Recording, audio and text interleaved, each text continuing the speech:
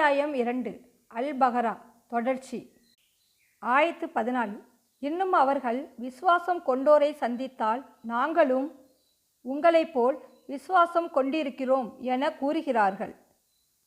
மேலும் அவர்கள் தங்களின் இனத்தவர்களாகிய சைத்தான்களுடன் தனித்து விட்டால் நிச்சயமாக நாங்கள் உங்களுடன் இருக்கிறோம், நாங்கள் விசுவாசிகளை பரிகாசம் செய்யக்கூடியவர்கள்தாம் என கூறுகின்றனர். அல்லாஹ் அவர்களை பரிகாசம் செய்கிறான். மேலும் அவர்களுடைய வழிகேட்டில் கபோதிகளாக அவர்களை தட்டழியும்படி விட்டு வைத்திருக்கிறான்.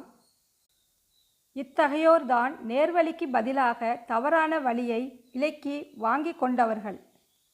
ஆகவே இவர்களுடைய இந்த வியாபாரம் இன்பமளிக்கவில்லை.